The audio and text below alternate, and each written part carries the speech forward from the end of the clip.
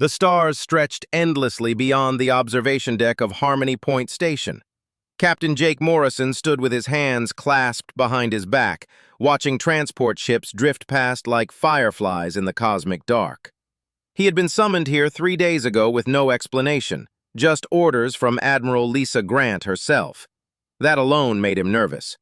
Jake was 34 years old, tall and lean with short brown hair that never quite stayed regulation perfect. His uniform bore the insignia of the Earth Defense Fleet, along with 3 medals he rarely thought about. He was a soldier, plain and simple. Politics and ceremonies made him uncomfortable. "Captain Morrison?" A soft voice spoke behind him. Jake turned and froze. The young woman approaching him was definitely not human. Her skin was a deep purple that seemed to shimmer under the station lights. Delicate patterns of bioluminescence traced along her cheekbones and down her neck, pulsing gently like a heartbeat made visible. She wore elegant robes that seemed to flow even though there was no wind. Her eyes were large and golden, filled with an intelligence that made Jake straighten his posture instinctively. "Yes, I'm Morrison," he said carefully. "Can I help you?" "I am Princess Lyra of the Valorian Empire," she said, bowing her head slightly. "I apologize for the secrecy, but I need to speak with you about a matter of great importance. May we talk privately?" Jake glanced around the observation deck. A few other beings moved about, mostly diplomats and traders going about their business. No one seemed to be paying attention to them. "Sure," he said. "There's a conference room down the hall." They walked in silence. Jake noticed that Lyra moved with perfect grace, as if she were gliding rather than walking. He had met Valorians before during the war against the rogue artificial intelligence 3 years ago. They had been humanity's strongest allies, providing ships and technology when Earth desperately needed help. Without them, humanity might not have survived. The conference room was small and plain, with a table and a few chairs. Jake gestured for Lyra to sit, then took a seat across from her. The door sealed shut automatically, creating a privacy field. "What's this about, Princess?" Jake asked. Lyra folded her hands on the table. Her bioluminescent markings pulsed faster now, which Jake had learned meant a Valorian was anxious or stressed. "Captain Morrison, what I am about to ask you will sound strange, perhaps even offensive, but I ask that you hear me completely before you respond." Jake leaned back in his chair. "All right, I'm listening." "My mother is Empress Kaelnor, ruler of the Valorian Empire. You may know that my father, the Emperor Consort, died 2 years ago during the AI War. He sacrificed himself to save a colony world." "I heard about that," Jake said quietly. "I'm sorry for your loss." "Thank you." Lyra's expression softened for a moment, then grew serious again. "In Valorian culture, a ruler must have a partner. It is an ancient tradition going back thousands of years. A lone ruler is seen as incomplete, vulnerable. Without a consort, my mother's political enemies are beginning to question her strength. They whisper that she cannot lead alone." Jake frowned. "That seems like an outdated tradition." "Perhaps," Lyra admitted, "but traditions have power, especially among the old noble houses. These whispers are becoming louder. Factions within our empire are forming, each pushing their own candidates to become the new consort. Some seek power for themselves. Others want to control my mother through marriage. The unity of our empire is fracturing." "That's unfortunate," Jake said. "But I'm not sure what this has to do with me." Lyra took a deep breath. "My mother has been watching you, Captain Morrison. She watched how you fought during the war. She saw your courage when you held the line at the Battle of Proxima while outnumbered 5-1. She observed your compassion when you negotiated peace with the Kelton rebels instead of destroying them. She has studied your record extensively." Jake felt a cold sensation creeping up his spine. "Why?" "Because she needs a consort who cannot be controlled by the noble houses. Someone from outside our political system. Someone brave, intelligent, and honorable. Someone the people will respect." Lyra met his eyes directly. "She needs you, Captain Morrison. I am here to ask if you will marry my mother and help her lead the Valorian Empire." For several seconds, Jake just stared at her. Then he laughed, a short bark of disbelief. "You're joking." "I am not joking," Lyra said firmly. "Princess, I'm nobody. I'm just a ship captain from Earth. I'm not royalty. I'm not a politician. I'm not even that good at dancing." "You are a hero to billions of beings across this galaxy," Lyra countered. "When humans joined the Galactic Council, it was largely because of the respect you and officers like you earned during the war. You represent the best qualities of your species." Jake stood up and paced to the window. This was insane, completely insane. "I can't marry someone I've never even met," he said. "That's crazy." "My mother is willing to meet with you first, of course. This would not be a marriage of romance, Captain. It would be a partnership. A political alliance to stabilize the Empire and protect the galaxy." "Protect the galaxy?" Jake turned back to face her. "That's a bit dramatic, don't you think?" Lyra's markings flared brighter, almost angry now. "No, Captain, it is not dramatic. The Valorian Empire controls 1/3 of this galaxy's trade routes and military resources. If we descend into civil war, the entire galactic economy will collapse. Billions will starve. And there are those who wait for exactly such a moment." "What do you mean?" "The Dominion," Lyra said quietly. "They are building their fleets in secret, waiting for any sign of weakness. If the Valorian Empire falls into chaos, they will invade. They will conquer. And Earth, still young and vulnerable, will be among their first targets." Jake felt the weight of her words settling on his shoulders like a physical thing. He walked back to the table and sat down heavily. "You're telling me that if I don't marry your mother, there could be another war?" "I am telling you that your decision could save billions of lives," Lyra said. "Or doom them." Jake put his face in his hands.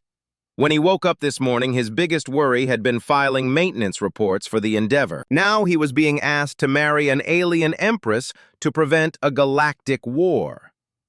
"I need time to think about this," he said finally. "Of course," Lyra said, standing. "But please, Captain Morrison, do not take too long. Events are moving quickly." She walked to the door, then paused and looked back at him. "My mother is a good person, Captain. She carries the weight of trillions on her shoulders. She does not ask this lightly, and neither do I. Whatever you decide, thank you for listening." Then she was gone, leaving Jake alone with the stars and an impossible choice. Jake Morrison sat in his quarters aboard the Endeavor, staring at the blank wall screen. He had been back from Harmony Point for 6 hours and still hadn't told anyone about his conversation with Princess Lyra. The whole thing felt like a dream, something too strange to be real. A knock at his door broke the silence. "Come in," Jake called out. Commander Peter Hayes entered, carrying 2 cups of coffee. Peter was Jake's oldest friend, a stocky man with red hair and a crooked smile. They had gone through academy training together and served on 3 different ships before Jake got his own command. "You look terrible," Peter said, handing Jake one of the cups. "Thanks," Jake muttered, taking a sip. The coffee was strong and bitter, just how he liked it. "So are you going to tell me what happened at that meeting, or do I have to guess?" Peter sat down in the chair across from Jake's desk. Jake set down his coffee and rubbed his eyes. "You wouldn't believe me if I told you. Try me. I once saw you talk a Kelton warlord into surrendering using nothing but hand puppets made from ration gloves. I'll believe anything." Despite everything, Jake smiled slightly. Then he took a deep breath and told Peter the whole story. About Princess Lyra, about the Empress, about the marriage proposal and the threat of civil war. Peter listened without interrupting, his expression growing more serious with each sentence. When Jake finished, Peter was quiet for a long moment. "Well," he said finally, "that's definitely in the top 5 weirdest things that have ever happened to you. What am I supposed to do, Peter? I can't just marry some alien empress I've never met." "Why not?" Jake stared at his friend. "Why not? Are you serious?" "Look, I know it sounds crazy," Peter said, leaning forward. "But think about what she's really asking. She doesn't want a husband. She wants a partner. someone to help her keep her empire stable. You've basically been doing that kind of work since the war ended, just on a smaller scale. That's different. I negotiate trade disputes and patrol routes. I don't run an empire. But you could learn, Peter said. Jake, you're the best problem solver I know. You think outside the box. That's exactly what this situation needs. Before Jake could respond, his communication terminal chimed. The screen showed an incoming priority message from Admiral Lisa Grant. Jake's stomach tightened. Morrison here, he said, activating the channel. Admiral Grant's face appeared on the screen. She was in her mid-50s with gray hair pulled back in a tight bun and sharp brown eyes that missed nothing. Captain Morrison, I hope you're sitting down, she said without preamble. I am, Admiral. Good. I've just come out of a 6-hour meeting with the Joint Chiefs and representatives from the Galactic Council. The Valorian proposal is real, Captain. Princess Lyra has made a formal request through diplomatic channels. Jake felt his heart sink. Part of him had hoped this was all some kind of misunderstanding. Admiral, surely there are better candidates. Politicians, diplomats, people trained for this sort of thing. The Empress specifically requested you, Morrison, and frankly, Earth's government is taking this very seriously. I'm sending you a classified intelligence packet. Review it immediately. That's an order. The screen went dark. A moment later, Jake's terminal beeped as the encrypted files arrived. He opened them, and Peter moved to stand behind his chair so they could both read. The reports were grim. Intelligence showed that the Dominion had been building military shipyards in secret for the past year. Their fleet was growing at an alarming rate. Meanwhile, inside the Valorian Empire, 3 major noble houses were positioning themselves for power. Each had their own candidate for consort, and tensions between them were rising. But the most disturbing report was about something else entirely. Deep space monitoring stations had detected a massive energy anomaly in an uncharted sector. The readings were unlike anything seen before. Some scientists thought it might be a natural phenomenon. Others weren't so sure. This is bad, Peter said quietly. Yeah, Jake agreed. He scrolled through more files, each one painting a darker picture of galactic stability hanging by a thread. His terminal chimed again. This time it was a personal message. Jake opened it and saw his sister Karen's face smiling back at him from the recorded video. Hey, big brother, she said. I heard through some back channels that something big is happening with you. I don't know the details, but I wanted to say I'm proud of you, whatever you decide to do. You've always put others first. Just make sure you take care of yourself too, okay? Love you. The message ended. Jake felt a lump in his throat. Karen was 5 years younger than him, a teacher back on Earth. She had always believed in him, even when he didn't believe in himself. You should at least meet her, Peter said. The Empress, I mean. Make an informed decision. Jake nodded slowly. You're right. I can't make this choice blind. He composed a message to Princess Lyra, keeping it brief and formal. He would agree to meet with Empress Kaelnor. Nothing more, nothing less. After sending it, he stood and walked to the window of his quarters. The stars looked the same as always, cold and distant. The reply came within an hour. Princess Lyra had arranged for a diplomatic shuttle to take Jake to the Valorian homeworld in 2 days. He would have a private audience with the Empress. The message included coordinates and security protocols. Jake spent those 2 days reviewing everything he could find about Valorian culture and history. The Valorians were an old race, their civilization dating back over 50,000 years. They valued honor, duty, and loyalty above all else. Their empire had been built not through conquest, but through alliance and trade. They were respected throughout the galaxy as fair and just leaders. Empress Kaelnor herself was something of a legend. She had ruled for 20 years and was known for her wisdom and strength.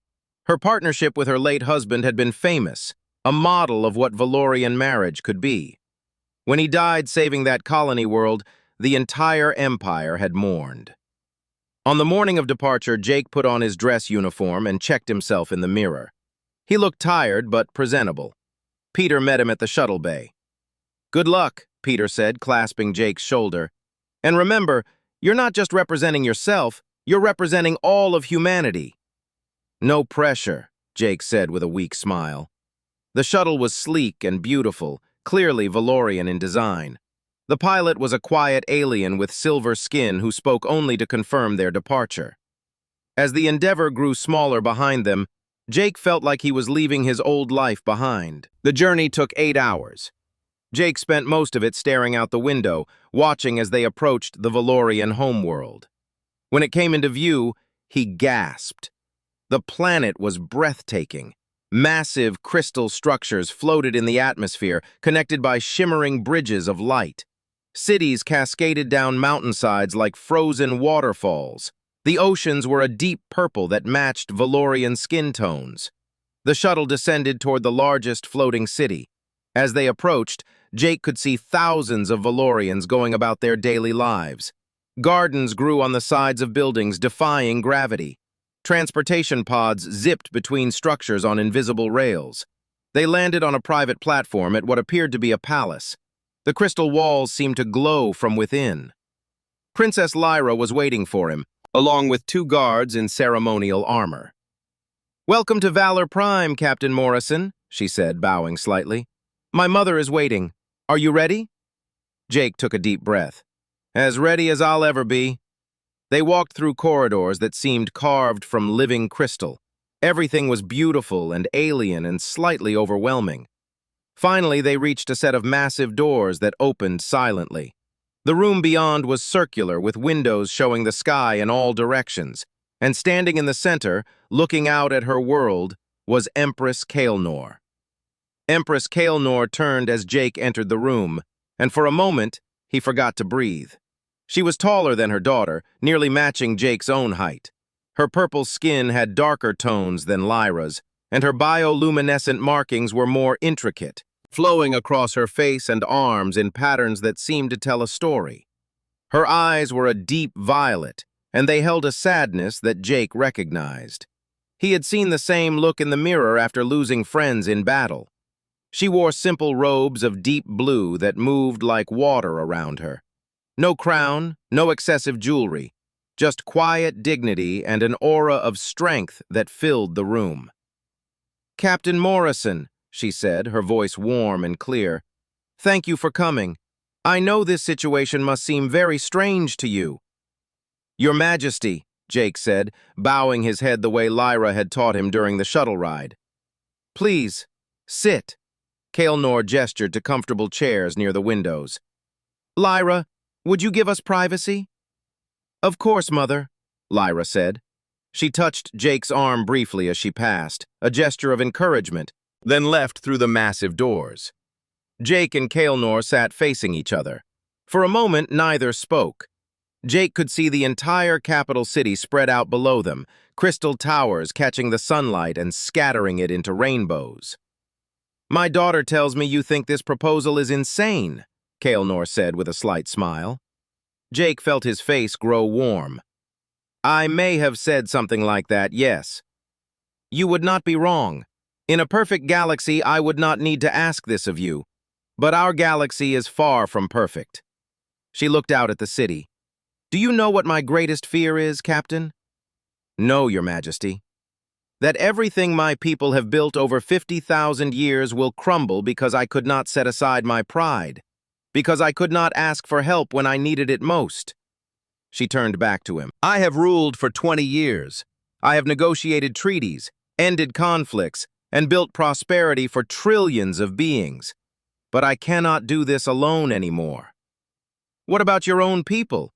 Surely there are Valorian nobles who would make suitable partners." Kaelnor's expression hardened slightly. "There are 3 major houses currently pushing candidates. Lord Vextar wants his son to marry me so his family can control the military. Lady Shenra offers her nephew, who would immediately begin dismantling our alliance networks to benefit her trade monopolies. And High Counselor Drenos suggests his grandson, a young fool who thinks ruling means sitting on a throne and giving orders." "They sound delightful," Jake said dryly. Despite herself, Kaelnor laughed.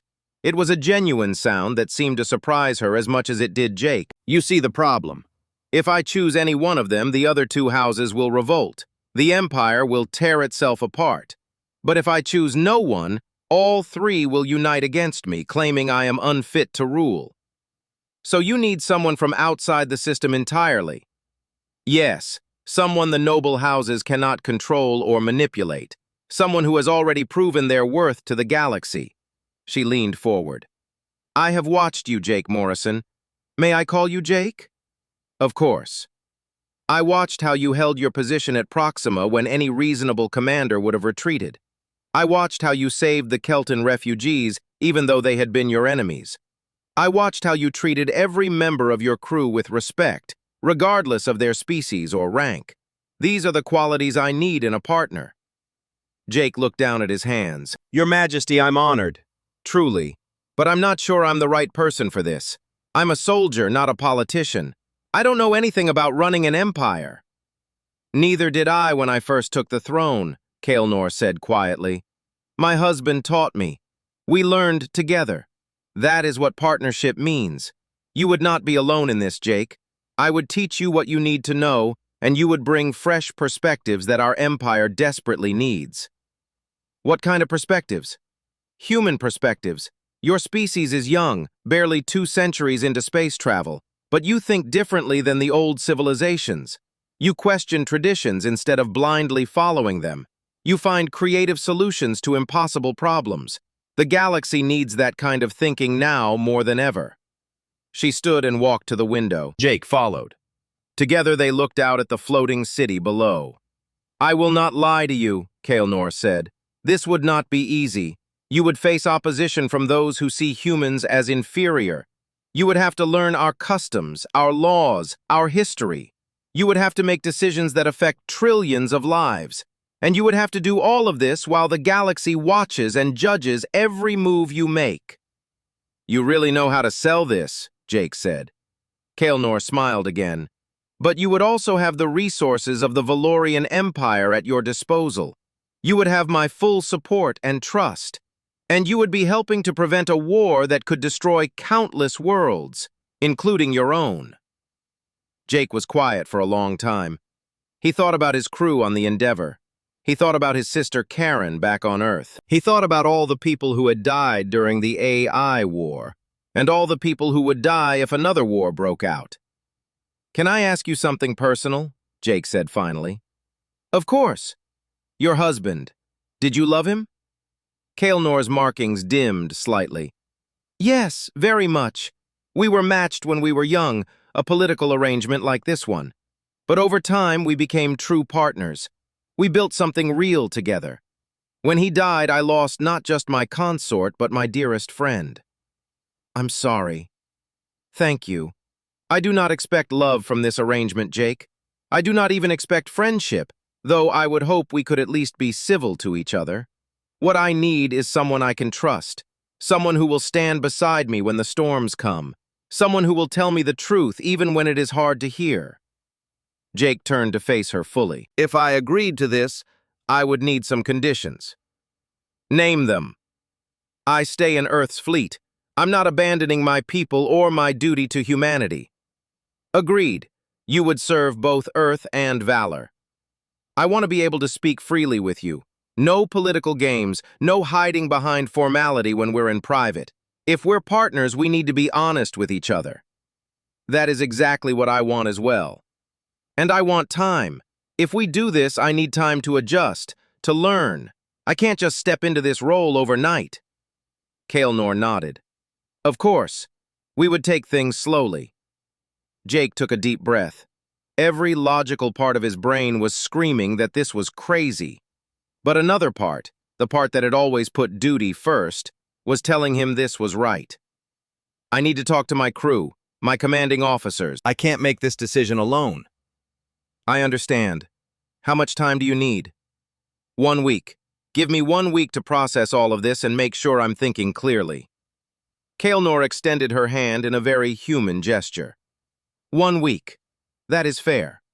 Jake shook her hand. Her skin was warm and her grip was firm.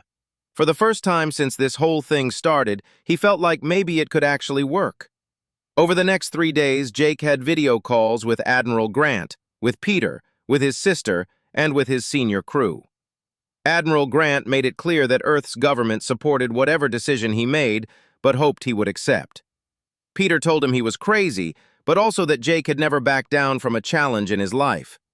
Karen cried and told him she was proud of him. His navigator, Amy Chen, summed it up best during a call from the Endeavor. "Captain, you've spent your whole career doing impossible things. This is just one more impossible thing. Except this time, you might actually save the galaxy instead of just one star system." On the 7th day, Jake returned to the palace. Kaelnor was waiting in the same room where they had first talked. She looked nervous, her markings pulsing faster than usual. "I have made my decision," Jake said. Kaelnor stood very still. "And?" "I accept. I will be your partner and help you lead the Valorian Empire. But we do this as equals. We make decisions together. And if I think you're wrong about something, I'm going to tell you." A smile spread across Kaelnor's face, genuine and relieved. "I would expect nothing less. Thank you, Jake Morrison. You may have just saved billions of lives." "Let's hope so," Jake said. "So what happens now?" "Now," Kaelnor said, "we plan a wedding that the entire galaxy will remember." The wedding took place 3 weeks later on Valor Prime. Jake had never seen anything like it. Thousands of delegates from across the galaxy arrived in ships of every design imaginable. The sky above the capital city was filled with vessels representing hundreds of different species and civilizations. The ceremony itself was held in the Grand Plaza, a massive open space at the heart of the floating city. Crystal pillars rose hundreds of feet into the air, and between them hung banners representing both the Valorian Empire and Earth. Jake stood at the altar wearing his military dress uniform, modified slightly to incorporate Valorian design elements. His hands were sweating. Peter stood beside him as his best man, looking uncomfortable in his own dress uniform. "You doing okay?" Peter whispered. "Ask me again in an hour," Jake muttered back. Music began to play, a blend of human orchestra and Valorian harmonic crystals that created sounds Jake had never heard before. The crowd of tens of thousands fell silent. Then Kaelnor appeared at the far end of the plaza. She wore robes made of living light that shifted colors as she moved. Her bioluminescent markings glowed brightly, creating patterns that flowed across her skin like rivers of starlight. Her hair, which Jake had only seen pulled back before, now flowed freely down her back in waves of deep purple. She looked like something from a dream. Princess Lyra walked beside her mother, wearing similar robes in lighter shades. When they reached the altar, Lyra stepped forward to officiate. In Valorian tradition, the heir always performed the marriage ceremony. "We gather here today to witness the joining of two souls," Lyra began, her voice amplified across the plaza. "Not just two individuals, but two peoples, two worlds, two futures becoming one." The ceremony included elements from both cultures. They exchanged vows in both English and the Valorian language. They bound their hands together with ceremonial cloth while speaking promises of partnership and trust. Then came the moment Jake had been dreading. In Valorian tradition, the couple had to share a brief telepathic connection. Kaelnor had explained that Valorians had limited psychic abilities, enough to share emotions and intentions. She had promised it wouldn't hurt. Kaelnor took both of Jake's hands in hers. Her eyes met his, and suddenly he felt a warmth spreading through his mind. It wasn't invasive or frightening. It was like standing next to a fire on a cold night. He felt her determination, her hope, her fear that she was asking too much of him. And beneath it all, a deep well of loneliness that she carried every day. Jake tried to project his own feelings back to her. His nervousness, yes, but also his commitment to seeing this through. His respect for her strength. His hope that they could make this work.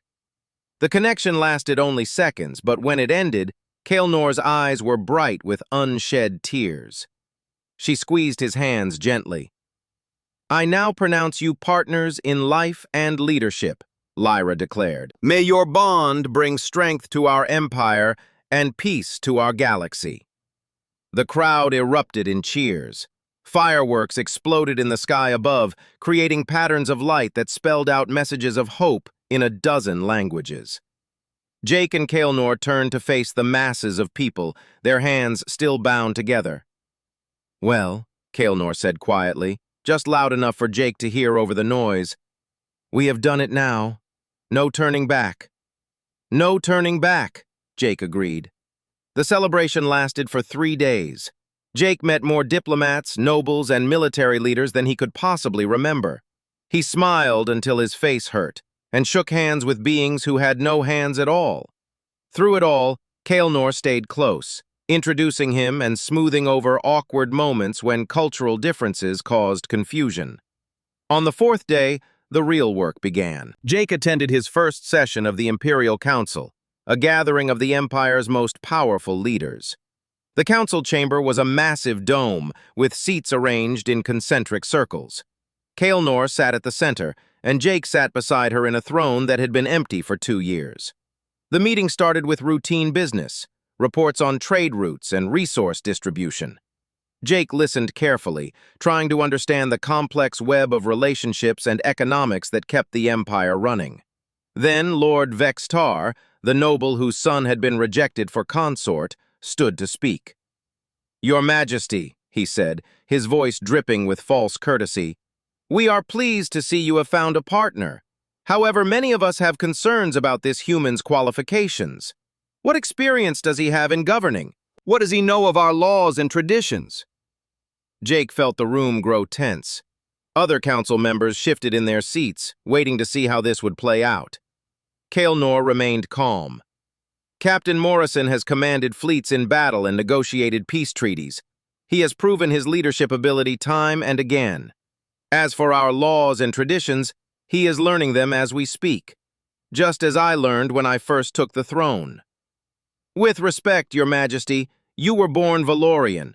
You grew up understanding our ways. This human is an outsider." Before Kaelnor could respond, Jake stood up. The room fell completely silent. "Lord Vextar is right," Jake said clearly. "I am an outsider.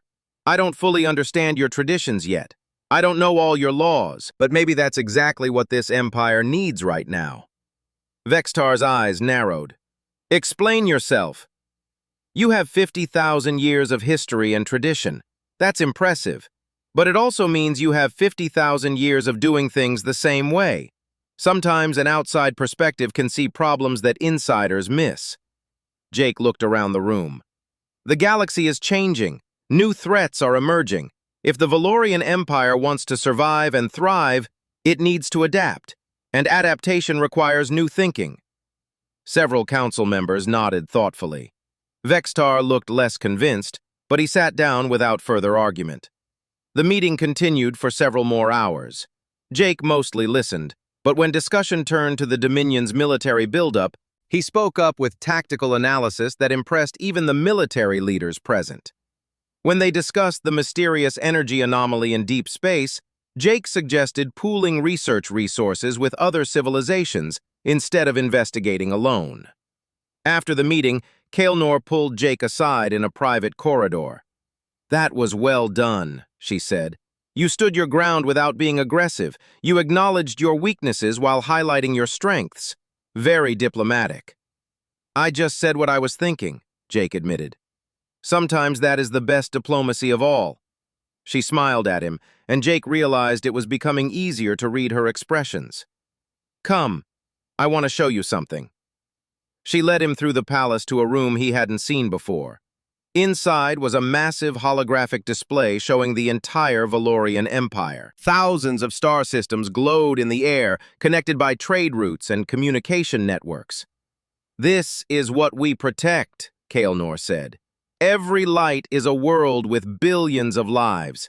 They depend on us to keep them safe, to keep their economies stable, to resolve their disputes fairly." Jake stared at the display, feeling the weight of it. "That's a lot of responsibility." "Yes, and now you share that responsibility with me." She touched a control, and the display zoomed in on a sector near the Empire's edge. "These systems have reported increased Dominion activity, scout ships, probe satellites. They are testing our borders. Looking for weaknesses, Jake said. Exactly. Our intelligence suggests they are waiting for the right moment to strike. They believe the Empire is vulnerable without a strong leadership partnership. Then we prove them wrong. Jake studied the tactical display. We need to show strength without being provocative. Increase patrols in these sectors, but make it look routine. Let them see we're unified and alert. Kaelnor made a note on her datapad. I will give the orders. What else? We need better intelligence on their fleet movements. Can we send diplomatic missions to neutral systems near Dominion space? Give us eyes and ears in the region. That is clever. Yes, we can do that. They worked together for hours, planning responses to various threats and scenarios. Jake found himself falling into an easy rhythm with Kaelnor. She would present a problem, he would suggest solutions, and they would refine the ideas together until they had a solid plan. Late that night, Jake returned to his quarters, exhausted but satisfied. Peter was waiting for him with a bottle of whiskey from Earth. You survived your first council meeting, Peter said, pouring 2 glasses. How does it feel to be a co-ruler of 1/3 of the galaxy? Terrifying, Jake admitted, taking a drink, but also kind of exciting. Kaelnor and I actually work well together. She knows the politics and history. I bring tactical and strategic thinking. We complement each other. Sounds like a good partnership. Yeah, Jake said, looking out at the city lights below. I think it might actually be. Meanwhile, in the deep reaches of space, the energy anomaly continued to grow. Scientists monitoring it reported strange readings, pulses of energy that seemed almost deliberate, but their warnings were lost in the noise of galactic politics and daily governance. Something was coming, something ancient and hungry, and the galaxy had very little time to prepare. 4 months after the wedding, everything changed. Jake was aboard the Endeavor, reviewing patrol reports with Peter when alarms began screaming across every console. Emergency broadcasts flooded in from the Outer Rim systems. Captain, we're receiving distress calls, Amy Chen reported from the navigation station, her voice tight with fear. Multiple systems under attack. It's not the Dominion. It's something else. Jake rushed to the main view screen. The video feed showed a colony world being torn apart. But the attackers weren't ships. They were creatures, if they could even be called that. Massive entities made of shifting darkness, their forms constantly changing. They moved through space like sharks through water, and everything they touched simply ceased to exist, consumed into nothingness. The Voidborn, Jake whispered. The reports about the energy anomaly had been right. Something had been coming through. Within hours, the Galactic Council convened an emergency session. Jake stood beside Kaelnor in the council chamber as representatives from hundreds of worlds shouted over each other in panic. 6 systems had already fallen. Millions were dead. Order! Kaelnor's voice cut through the chaos like a blade. The room fell silent. Panic will not save us. We need coordinated action. The Valorian Empire will handle this, Lord Vextar declared, standing. We have the strongest military. We do not need help from lesser civilizations. That kind of thinking will get everyone killed, Jake said sharply. These things destroyed 6 heavily defended systems in less than a day. No single empire can stop them alone. A delegate from the Kelton Confederacy stood up. The human is right. We must unite our forces. Impossible, scoffed a representative from the Crystalline Assembly. Our technologies are incompatible. Our command structures too different. It would be chaos. Jake looked at Kaelnor. She met his eyes and gave him a small nod. They had discussed this possibility during their planning sessions. Then we create a new structure, Jake said. A unified galactic defense fleet. Each civilization contributes ships and personnel.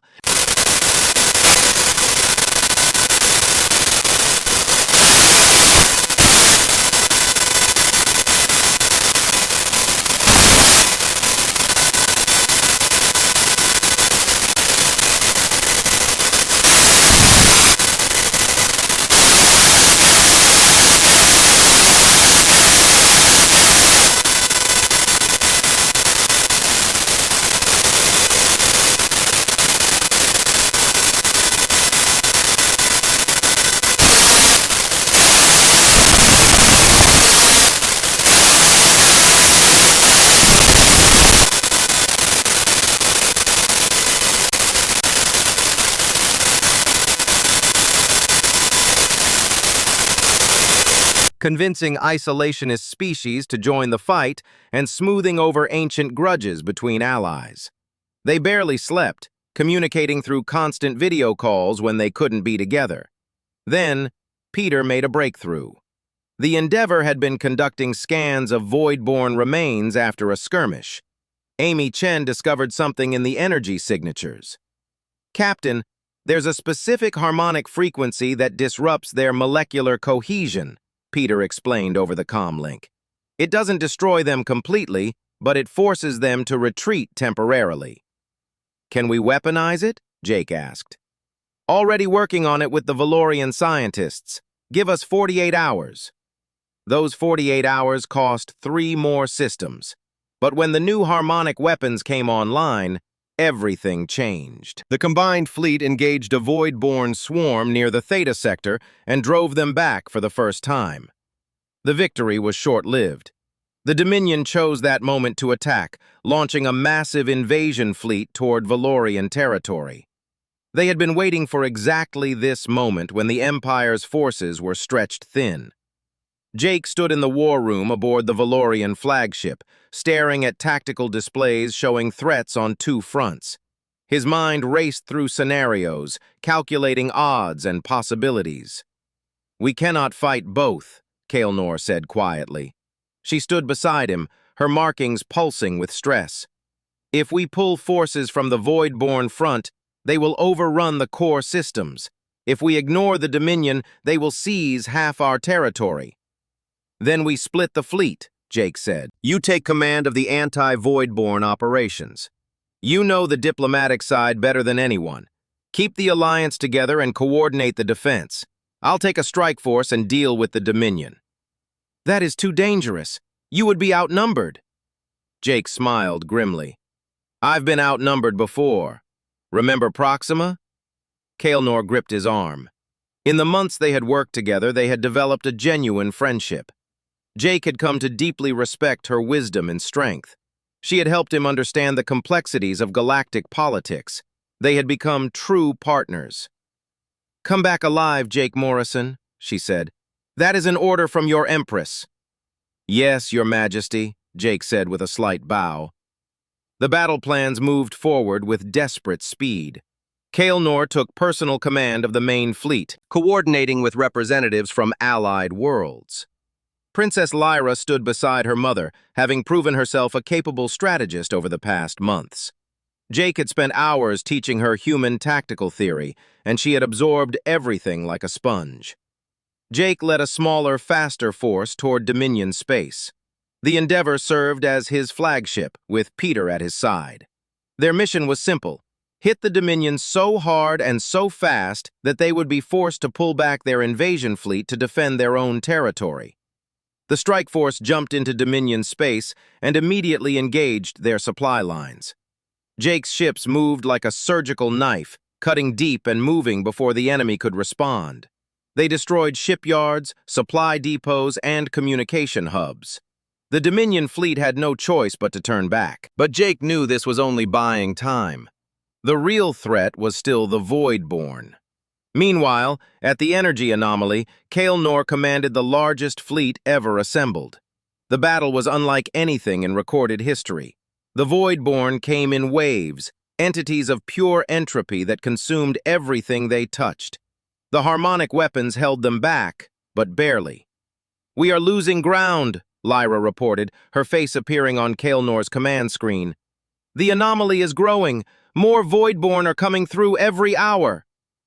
Kael'nor studied the tactical display. Then she saw it. The anomaly had a pattern, a rhythm to its energy pulses. It was a tear in space-time, and like any tear, it had edges that could be sealed. "Contact all science vessels," she ordered. "I need a way to close that anomaly. Use the harmonic frequency. If it disrupts the Void-born, it might be able to seal the rift they are using to enter our dimension." Scientists from a dozen species worked together, something that would have been impossible months ago. They modified the harmonic weapons, turning them from tools of destruction into tools of creation. The theory was sound, but someone would need to get inside the anomaly to deploy the devices. Jake received the message while his strike force was returning from Dominion space. Without hesitation, he changed course. The Endeavor and 3 escort ships broke away from the main group and headed toward the anomaly at maximum speed. "Jake, no!" Kael'nor's voice came over the comm, filled with worry. "The radiation levels inside that thing will tear your ships apart." "Then we better work fast," Jake said. "Peter, how are those shields holding?" "Barely, Captain, but we'll make it." The Endeavor dove toward the swirling tear in space. Reality bent and twisted around them. Crew members reported seeing things that couldn't exist, hearing voices of people long dead. But Jake kept them focused, kept them moving forward. At the anomaly's center, they deployed the modified harmonic devices. The effect was immediate. The tear began to shrink, pulling the Voidborn back into their own dimension. But the energy backlash was massive. The Endeavor's engines failed. Life support flickered. "We're dead in space," Peter reported. "Shields at 5%. Jake watched the anomaly collapsing. They had done it. The gateway was closing. But they were trapped on the wrong side, being pulled toward the shrinking rift. Then Princess Lyra appeared, her ship diving through the chaos. She fired grappling lines, latching on to the Endeavor. With her engines at full burn, she pulled Jake's ship free just as the anomaly collapsed completely. The silence that followed was deafening. The Voidborn were gone. The anomaly was sealed. The combined fleet had won. Jake's ship limped back to the staging area, badly damaged but intact. When he finally stepped onto the Valorian flagship, Kael'nor was waiting. She embraced him without hesitation, something very un-Empress-like and very human. Jake hugged her back, exhausted and relieved. "We did it," he said. "Together." "Yes," Kael'nor agreed. "Together." The Dominion, having seen the galaxy unite against an existential threat, sued for peace. They had realized that isolation and conquest would only lead to their own destruction. The Galactic Council formally established the Unified Defense Force, with Jake and Kael'nor serving as its first co-commanders. Months later, Jake stood on the palace balcony looking out at Valor Prime. Kael'nor joined him, carrying 2 cups of tea, a habit she had picked up from him. "Strange, is it not?" she said. "6 months ago, you thought my daughter's proposal was insane." "It was insane," Jake said with a smile, "but it was also the right thing to do." "Do you regret it?" Jake thought about everything they had accomplished. A galaxy united, billions of lives saved, a true partnership built on trust and mutual respect. And somewhere along the way, a genuine friendship that he valued more than he ever expected. "No," he said honestly. "I don't regret it at all." Lyra appeared in the doorway, datapad in hand. "Mother, Jake, the Council is ready for your proposal on expanding the education exchange program." "We're coming," Kael'nor said. She looked at Jake. "Ready to change the galaxy again?" Jake set down his tea and smiled. "Always." Together they walked back inside to continue their work. Partners in leadership, friends in life, and guardians of a galaxy that had learned the power of unity. The future was uncertain, but they would face it side by side. And somewhere, in the deep dark between stars, the universe watched and waited. There would be other threats, other challenges, but for the first time in history, the galaxy stood ready to face them together.